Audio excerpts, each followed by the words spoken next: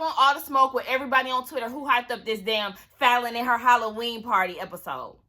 What's up, y'all? It's your girl Sakina, and I'm back for another review. This is my review for The Real Housewives of Atlanta. This is season 13, episode 14. And I just spit a little bit when I said that. But anyway, the episode opens up with Kenya. She's going down to Marlo's, I don't want to say pop-up shop, but what did she call it? Basically, she has a showroom, is what it is. And it's basically for her fashions. Marlo is starting to rent her fashions, and the name of her rental company, or whatever you want to call it, is La Art Guide. And I said, okay. You know, it's the pieces that done went to the art guys. Okay, that's cute. She's there with Fallon. Marlo is there with Fallon. And let me say something about Fallon real quick, okay? Because I've been seeing everywhere on Twitter, Fallon, y'all need to add Fallon to as a peach holder and da-da-da. And I'm just like, what is the hype around Fallon? Let's be real, okay? Because at the end of the day, Fallon has done nothing to prove to us that she's peach holder worthy. And I'm feeling like y'all just saying that because she's a pretty girl and she has like the housewife lifestyle with the older husband and, you know, whatever the case. Now, I see on the Speak On It, Kenya actually wants her to be a peach holder as well and feels like she has a lot to offer. And people were saying this particular episode is when Fallon shows herself to be peach holder worthy. But it was just getting on my nerves, the fact that everybody kept going up for Fallon when she hasn't shown anything. I don't have anything against her. I'm just saying, yeah, I want her to be a peach holder, but yeah, we haven't seen anything unless all y'all people got the damn behind the scenes tea, because otherwise, why would she be a peach holder? When they came down to South Carolina, she came with her man. She wasn't even there for majority of the scenes there. We only seen her maybe like twice throughout the whole situation. She really wasn't mingling with them from what we seen on the show. So if you would think she was trying out for the show, she would put forth more effort, or the show would put more effort into actually showing her on TV. But nonetheless, yeah, so they're there, and Fallon is inviting the girls to her Halloween party. She told Kenya to go down to Tokyo Valentino for a costume. That's a sex store. I've been there before. It's really nice in there. Like, they have, like, upstairs, like, well, not upstairs, but, like, they got stairs to lead to other rooms and shit like that. Like, it's big as hell in there. But she was like, oh, no, I want to be like that in front of your man. She was like, girl, he ain't even going to be there. So, that's that. They're going down to her Halloween party, but Marlo can't make it. As far as the whole Bolo thing, he basically gets brought up by Kenya. Not necessarily Bolo, but the situation. And it's just like, can we stop talking about that? One thing I did realize is that both Kenya and Marlo are skeptical of their friendship. They just taking it slow, trying to feel each other out. They don't really too much know how they, or why they're friends now, if that makes sense. Because Marlo feels like Kenya may be trying to be her friend to basically have an ally or whatever. But I said, that's funny that you think that when you're the one who pursued it. Marlo goes and tells Kenya about the night with nieces, or whatever the hell it's called, and how Latoya was telling all her business about Mark. And Kenya's like, wait, hold on now. Everybody knows that I'm guarded, and she already done, betrayed me once. Now she's sitting there telling my business about me and my husband. And Marlo said that, she feels very leery about her too. Like, I don't really mess with her. That turned me off from her. So get your girl, because she really going behind your back, telling the ops your business. So, Latoya, girl, you better beware, because you getting on the wrong side of things. Drew mama's still in Atlanta. Yeah, y'all ain't sent her back to Chicago yet. Y'all could at least drive her up there. Anyway, we see that she is talking with her mom about New Orleans. She has a business venture out there, and apparently she has some family from New Orleans. So I think her mama said she went down there in New Orleans in '88, and then they started talking about their family's past and stuff. And some of this stuff, I know they have certain conversations for TV's sake, but I just be like, so y'all ain't never had this conversation like off camera before? Okay. But nonetheless, her mama started talking about her family tree and how she's adopted, and how basically she was claiming her dad, she doesn't know her biological dad. So she was claiming her adoptive dad's family, and how her adoptive dad had white family in his bloodline. And it's just like, yeah, I'm not going to claim y'all that hard. I mean, I'm going to claim my daddy, But I don't know. I mean, some people, I've never been adopted or anything like that. So, I mean, yeah, like, I agree with what the mom said as far as, like, you know, that is her family. That's all she knows. Pretty much that is her DNA. But I wouldn't be claiming them Caucasian people. No, baby, that, I don't know y'all, okay? Distant family members. But nonetheless, this opens up the whole thing with Drew and her son. Her first son, he has a different dad. His dad was in jail all these years, but now he's out and he's trying to reach out to be a part of her baby's life. So she said that that's kind of been a big talk in their family right about now. And I think we are going to see that she's going to try to let him in her baby's life. She really didn't say in this particular scene, but I guess she's nervous for that to happen. We see the Hills. They're out getting something to eat. And Mike is talking about how Cynthia's vows is like 9 minutes long. And they gave us a timestamp. She was talking about Greenleaf and his voice. She started freestyling because she said when she was talking about his voice, that wasn't even on the paper. Like, girl, wrap this up. Mike said that he was waiting on the Oscar music to come on, no, for real. Because, I mean, really, a 9-minute vow? Damn, girl, that wasn't supposed to be that long. But anyway, he also brings up how he wants to look for a house in Atlanta. You know, you get more bang for your buck here. They want something bigger. He likes Lake Bailey on the hill, but that's Cynthia's house. So he wants to have something that they can have together. And I was here for that. I mean, I understand where he was coming from. I said, come on, property in LA, Lake Bailey, and then y'all come by that house. Like, I like that. Shout out to y'all for that. Now, Cynthia gets a call from Drew, and Drew is inviting her to New Orleans. She talking about Ralph then got them a private jet. I said, okay. I guess, I don't know if she trying to stunt on Kenya.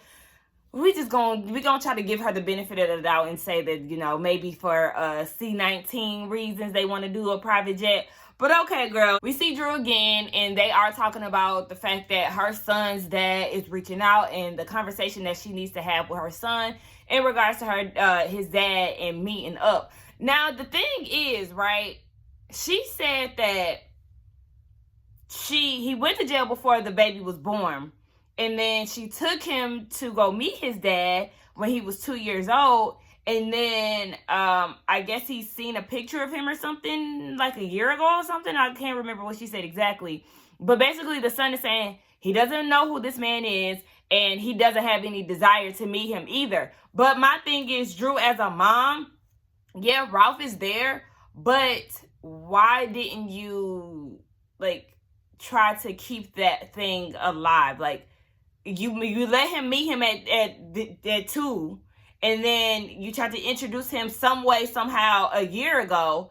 What was going on with that gap? Was that you and Ralph's doing? Was that just your doing? You felt like Ralph was in the picture, so now there's no need for his dad? Like, what was that about? I feel like, I don't really know the whole story, but I feel like it's up to you to maintain that relationship or keep his dad's presence in his memory. That way, when he does get released from prison, it won't be like a total shock.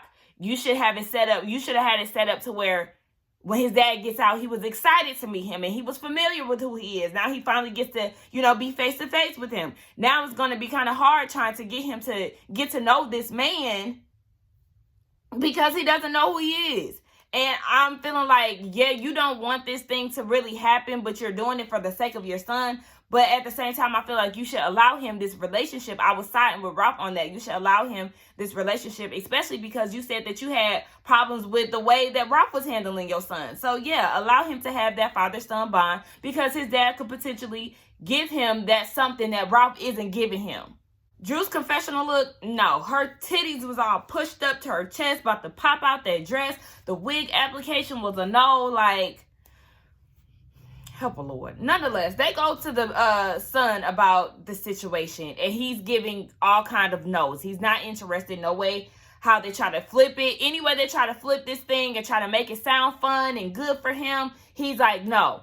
And then Drew said that she doesn't want to basically force him to do it. She wants him to make the decision.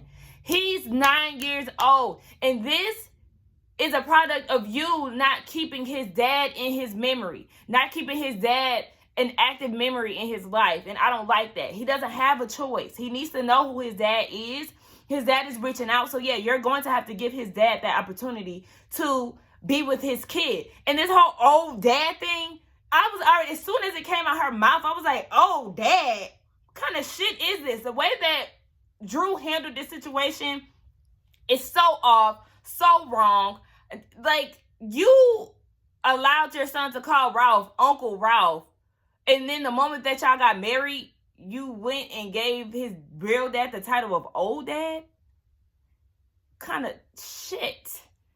That pisses me off. And I'm happy to hear that Ralph doesn't like the name either. But it's like, Drew, this whole, you handled this whole thing wrong. We get to this Halloween party, right? Now, the way that you walk in, it's a haunted house type of situation, and then you make it past, once you make it past that, you go into the kitchen. Fallon's outfit is cute. Cynthia's the first person that's there. Girl, what? I mean, I be having to keep into consideration. Wait, no. Because this was in October, obviously. This is Atlanta. Y'all had, people was mailing. You can order an outfit with a quickness. You can go inside of a store because all of them were open. So, yeah, I was trying to give her the benefit of the doubt because of C-19. But no, you could have made that happen. If you could make your wedding happen, you can make a costume happen. Because I didn't like that hand sanitizer thing. That was real cheap. She looked good nonetheless. Her body was banging. Her hair was cute. But I just wasn't into the outfit or the costume. Who got there next?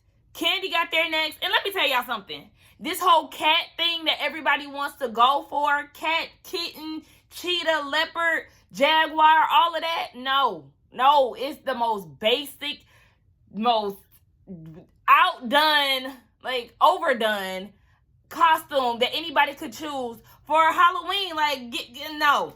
Drew had the same thing on. Drew looked a damn mess. Kenya came there, just disrespecting the natives, God. I said, oh my gosh. I agree with Drew. This is very problematic. You could have definitely chosen a different outfit. Who else came? I liked Shamia's outfit because, you know, it was actually a costume. I loved Latoya's outfit. Speaking of her, she got there and she was asking, you know, pour up a drink. Let's pour up a drink. And then Fallon was like, okay, well, pick your poison. And she was like, oh, your house is very nice, by the way. This is what dating a 65-year-old looks like. Unnecessary. And see, this is why you get yourself into these situations, because that was so uncalled for. Like, girl, how you gonna give a backhanded compliment, bitch? She asking for a drink. She's saying, where's the maid around here? You can't be in a house like this without a maid. She don't want to serve herself. And I'm not understanding where this energy has come from. Why are you in somebody else's house disrespecting them? Okay, you doing the most. And it's like, did production tell you to come in here and target Fallon? Because, yeah, this was so unnecessary. Like Candy said, this is not your first time doing this to her. You came at her at the Black Lives Matter celebration for Porsha, whatever the hell you want to call it. Speaking of Porsha, I don't know where she at, but she ain't there. So, yeah, Toya, your energy is off. It's unnecessary. I would have definitely wanted you to see the exit, but Fallon, trying to be a good host, she ended up serving her a shot. And I just felt like it wasn't that deep for Toya to be doing the most. Like, yeah, serve yourself, bitch. Now, the girl said that there wasn't enough food there. And, I mean, I could see where Toya is coming from. Like, yeah, if this is like a Halloween party, first of all, where are the people? Like, I know they, C-19, I know. But, like, it was just for the cast. Okay. But, yeah, maybe I should have had somebody catering, because y'all didn't have enough food, and they was Cynthia said that Candy could eat all the food her damn self that was there, so obviously it wasn't enough, and the girls are not really having that much of a fun time, and I'm not either watching this damn scene. Toya started talking about how her and Drew have this love-hate relationship. Night at Nice, that night she got super drunk, so Drew wanted to make sure she got home safe. They really didn't get into detail, but you could tell that Toya is basically trying to start up with Drew, but it really didn't even happen that way, because they swerved her ass and poured up some shots. So now they cheersing to Cynthia's new marriage and Candy's new role. She got a role in a movie. I don't know what the role was, but yeah, this scene is boring the hell out of me. They're going to have this conversation. Latoya says the reason why she said what she said about Mark was because basically she was trying to defend her against the girls. But no, you knew exactly what you was doing. You was trying to play both sides. You trying to get on Porsha's posse's good side. So you want to be friends with Kenya sometimes, and you want to be friends with Porsha and them. So it's like you playing both sides, and you know how Kenya is when it comes down to Porsha. So you decided to go and try to add some details about how he wants alimony and all of that. Girl, save it. Then she started raising her voice, and Kenya's like, don't do that shit. Like, stop. Don't do that. Toya talking about some, well, I'm Trinidadian, so if you're gonna have to deal with it if you're dealing with me. Well, here we go again. People saying where they from. What does you being Trinidadian have to do with you yelling? Like, girl, you know how to use your inside voice. Child, Toya is crazy as fuck. Now she gonna dismiss Kenya and was like, well, I'm going back to the sea. I can't deal with you. But I need love and affection. Girl, what the fuck? Somebody come get y'all girl. Shit, she ain't nobody. I don't know nobody who really like her for real. I think it's somebody who do like her, matter of fact. I just can't say who it is, but she's something wrong with her. Anyway, her pussycat number 3, Porsha, finally arrived. She's late. Basic is all hell. She let Candy down, and she let me down too. Like, yeah, like I said, a cat costume is the most basic costume that you could come in. Unless you're doing a full body painting with the whole cat face. Unless you really doing it like for real. A whole body outfit. I don't want to see no motherfucking cat ears, mouse ears, bunny ears. All that shit is just so lazy when it comes down to Halloween costumes. You see how Toya just tried to throw Candy under the bus. Like, I was just repeating basically what Candy had said. And they did the flashback when they was at Blaze. And Candy said about the alimony. Candy wasn't there. Candy was not there at night at Nice. She was not there. So I don't understand why you was throwing that out there. Yes, I definitely think that Candy, you was fucked up for throwing that shit out there. Because you was definitely going to be telling Latoya Kenya's business. You didn't know if Toya knew or not. But that was neither here nor there, Toya. I don't understand why you put that out there. Well, I understand. Like, it makes sense why you would, but it just kind of didn't go. Like, you was just tossing that out there trying to throw Candy under the bus. But nonetheless, she ended up walking away. Kenya ended up walking away because Toya is laughing. She can't take her serious. And it's like, yeah, bitch, at this point, I wouldn't want to deal with you either because you doing too much. Kenya brought up the whole stripper thing. Toya leaving the party because she said it's boring. I'm right along with her. Let's go together, shit. I told y'all I'm not enjoying this episode at all. But she asked Kenya to walk her out. Kenya said no because Porsha already offered you to walk out. Mind you, Kenya feeling some type of way because when Porsha got there, you know, she was all up on her and Latoya was all up on Porsha, whatever, and she was kind of giving the side eye. But it's just like, girl, let it go, Kenya. Let it go, honey. Anyway, Toya asked her again, can you walk me out? Kenya said no, so Porsha ended up walking Toya out. And Toya's like, I need to understand what the issue is. Like, I feel like I'm in the middle of everything. So then her and Porsha sit down, and Porsha tell her straight up, like, you telling her business, that was a problem, honey, because one thing about it, you didn't need to defend her because we wasn't talking about your friend. Like, you out here spreading her business. And then Toya goes into this whole thing. I really couldn't even keep up because I was uninterested. Porsha couldn't keep up because she felt the same way. So it was just like, okay, whatever. Back in the house, Kenya getting ready to go. Everybody ready to leave at this point. So the house is divided. Fallon walks Kenya out along with Cynthia. And nobody is interested in this party because they've been sitting around the whole time. They ain't actually been partying. And this is where shit is starting to get weird because Fallon and them go outside. And then once they're outside, Fallon is asking Toya why she's leaving. Mind you, Fallon came outside and Toya, like, got up immediately and started walking to her car. So Fallon's like, Toya, why are you leaving? And she was just basically saying because she was bored. And then she was, oh no, she said the energy was off. So then Fallon was like, well, the energy is a bit off because Toya started walking back towards the house by then. She was like, yeah, it's off because, you know, you was kind of disrespecting my husband, blah, blah, blah. So then Toya gets up and walks off in the middle of that.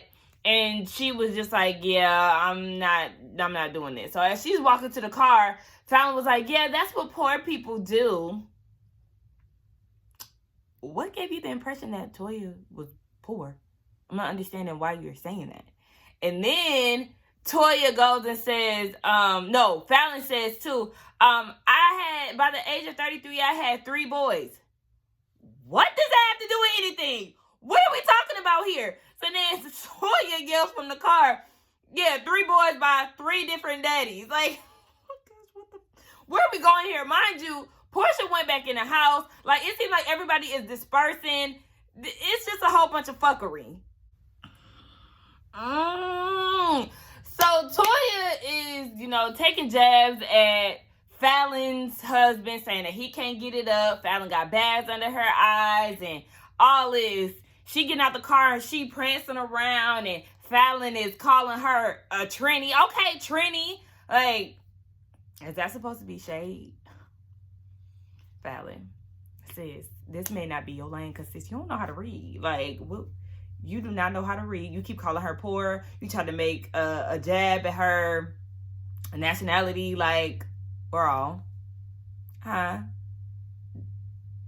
No, ma'am. So, Fallon trying to get up. People trying to hold her down. In the house, Porsha is telling the rest of the girls, Candy, Shamia, and Drew, that Latoya wanted to tell her that Ken is upset about the whole Mark situation. And Porsha was like, duh. Like, why wouldn't she be? What's new? Yeah, bitch, you was wrong. Why they having this conversation? They hear a lot of, no! No! So they're like, what's going on? Next thing you know, out of nowhere, Fallon comes running through the house to go to another, I guess she was going to the garage or whatever, doing the most. She goes and gets a golf club, and all of a sudden she wants to fight Toya. It just gave me fake mad energy. Like, you was not doing all of this before. I don't know what happened between production being in the house, like, showing us what was going on in the house and what was being said outside after the whole ball situation. But, like, okay. Anyway, after she got that, she got escorted upstairs by somebody, and everybody was ready to go home at that point. So that was the end of the episode. What the fuck did I just watch? Anyway, let me wrap this up because this gave me nothing. That was the end of the review, y'all. Let me know what y'all thought about it. Don't forget to like, comment, and subscribe to my channel. I pretty much wasted my time. Let me go ahead and do Married to Medicine. Anyway, bye, y'all.